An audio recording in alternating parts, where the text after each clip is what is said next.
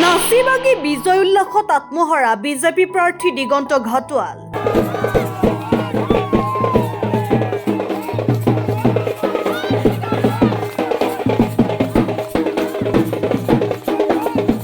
বিহালী বিধানসভাত বিজয় হল বিজেপি প্ৰাৰ্থী দিগন্ত ঘাটোৱালৰ।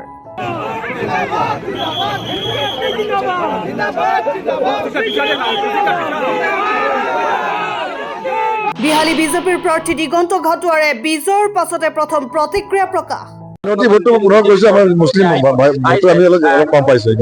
দাদা কি ক'ব বিচাৰিব যিহেতু পোৱাৰ যি কনফিডেন্স সেই কনফিডেন্স ডেফিনেটলি একেই আছে আমি লাষ্টলৈকে আমাৰ 6টা ৰাউণ্ড বাকী আছে। এই 6টা ৰাউণ্ড আমি আৰু বেছি ভাল মানে ৰিজাল্ট হ'ব। কিমান মান ভোটত জিকিম বুলি আশা কৰিছে? আৰু 15 বা 20 হাজাৰ ভোটত লিডত আমি জিকিম।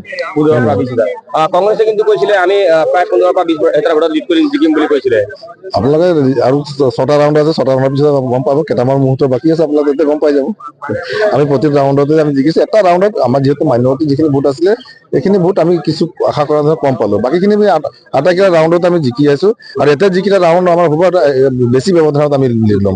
বৰগাং নদীৰ সিটো পাৰে এতিয়া যাবলৈ বাকী আছে নহয় জানো? বৰগাং দুটামান পঞ্চায়ত আমাৰ সোমালে, বাকী আৰু আমাৰ 7টামান পঞ্চায়ত বাকী আছে। এইকেইটা পঞ্চায়ত আমি বেছি ব্যৱধানত ল'ম। 9056টা ভোটৰ ব্যৱধানত জয়ী হৈছে বিজেপি প্ৰাৰ্থী দিগন্ত ঘাটোৱাল। ঘাটোৱালে লাভ কৰা মুঠ ভোটৰ সংখ্যা 50,861টা। কংগ্ৰেছ প্ৰাৰ্থী জয়ন্ত বৰাই লাভ কৰে 41,805টা ভোট। বিহালী বিজেপিৰ প্ৰাৰ্থী দিগন্ত ঘাটোৱাৰে বিজয়ৰ পাছতে প্ৰতিক্ৰিয়া প্ৰকাশ কৰাৰ লগতে সমৰ্থকসকলে নাচিবাগি বিজয় উল্লাসত আত্মহাৰা হোৱা দেখা গৈছে। বিধায়ক ৰূপজ্যোতি কুৰ্মীৰ লগত বিজয় প্ৰাৰ্থী দিগন্ত ঘাটোৱালে ক'লে এনেকৈ। ফলাফল ঘোষণা হোৱাৰ পিছতে গৈছিলোঁ, যোৱাত বাকী ৰাইজে এটা ডাঙৰ ভুল কৰিলে। এইটো কাৰণে ভুল কৰিলে বুলি মই ক'ব বিচাৰিছিলোঁ, কাৰণ যোৱাত লোকসভাৰ ৰাইজে আৱেগিকভাৱে এটা আংশিক লোকে বেছিকৈ তেওঁক মৰম কৰিব ধৰিলে আৰু প্ৰচাৰ কৰিব ধৰিলে, যাৰ এটা ঢৌ বলিছিল আৰু এই ঢৌ বলত তেওঁ জিকিলে। প্ৰকৃততে দেশৰ প্ৰধানমন্ত্ৰী নৰেন্দ্ৰ মোদী ডাঙৰীয়া দ্বিতীয়বাৰৰ বাবে প্ৰধানমন্ত্ৰী হ'ব এয়া এক প্ৰকাৰে নিশ্চিত হৈ আছিল। আৰু মাননীয় মুখ্যমন্ত্ৰী ডক্টৰ হিমন্ত বিশ্ব শৰ্মা ডাঙৰীয়া অসমত তেখেতে শাসন কৰি আছে বা সেৱা কৰি আছে, এয়া জানিব লাগিছিল। যোৰহাটৰ লোকসভা অঞ্চলৰ ৰাইজে এয়াও জানিব লাগিছিলে মাজুলী দলং আজি নিৰ্মাণ হ'বলৈ গৈ আছে। আজি দেখা পাব লাগিছিলে যে আমাৰ বিভিন্ন উৰণীয়া সেতু ৰেলৱে লাইনত হ'ব গৈ আছে। বিভিন্ন আমি বিশ্ববিদ্যালয় মহাবিদ্যালয় আমি পাবলৈ গৈ আছোঁ। এই গোটেই দিশসমূহ চাইও বিশেষকৈ যি সাহসীয় পক্ষ যদি যিজন প্ৰাৰ্থী তেওঁ যদি জিকে, আমাৰ উন্নয়নৰ ধাৰাবাহিকতা আৰু বেছি তীব্ৰতাৰে আৰু অগ্ৰগতি হ'ব। এই কথাবোৰ বিবেচনা কৰিব লাগিছিল, কিন্তু এই কথাবোৰ বিবেচনা নকৰি কেলৈ ইয়াত যোৰহাট লোকসভা ৰাইজে ভুল কৰিলে মই নাজানো। কিন্তু এটা কথা ঠিক, এতিয়া ৰাইজে পস্তাইছে। যোৰহাট লোকসভা সমষ্টিত আমি তাৰ বাসিন্দা, মই কোৱা নহয়, আপোনালোকে কেমেৰাই গৈ পেলাই সোধক। আজি ৰাস পাতিলে, আজি ৰাসত তেওঁ এদিনটো খবৰ ল'বলৈ সময় নাই। আজি বানপানী হ'ল, যোৰহাট লোকসভা সমষ্টিৰ বানপানীৰ সময়ত খবৰ ল'বলৈ সময় নাই।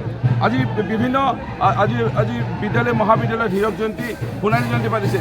মুখ্য অতিথিৰূপে গৌৰৱ গগৈ নামটো তাত যোৰহাট লোকসভা সমষ্টিৰ ৰাইজে, যোৰহাটবাসী ৰাইজে সদায় মৰমীয়াল ৰাইজে সদায় সন্মান জনাই আহিছিল, কিন্তু এদিনটো তেওঁ খবৰ ল'ব নাই। দুৰ্গা পূজাত কেইখনমান ধনী মঞ্চত গ'ল, ধনী দুৰ্গা পূজাত গ'ল আৰু বাকী পূজাবোৰত তেওঁ নগ'ল। অৰ্থাৎ সময় নাই তেখেতৰ সময় নাই ৰাইজলৈ। আৰু ইয়াত আহি পেলাই যিটো নাটক কৰিব বিচাৰিলে, ইয়াত দিনে ৰাতে থাকি এটা বেলেগ এটা পৰিৱেশ সূচনা কৰিব বিচাৰিছে। তেওঁ এটা বীৰ, এজন বলৱান। তেওঁ যে বীৰ নহয়, বলৱান নহয়, তেওঁ জিৰ', এটা আৱেগৰ সূত্ৰহে কাৰণতহে যোৰহাট লোকসভাৰ ৰাইজে তেওঁ জিকাইছিল। তেওঁ যে হিৰ' নহয়, ভোটৰ ব্যৱধান তেওঁতো চাব গ'লে তেওঁ এনেকুৱা লাগিছে তেওঁ 30,000 ভোটত জিকিব। তেওঁতো আজি পৰা 1.5-2মাহমান আগৰ পৰা তেওঁ লাগি আছে। আমিতো 15 দিনমান ইয়াত কেম্পেইনিং কৰিছিলোঁ। তেওঁ 1.5 মাহ, আমি 15 দিন।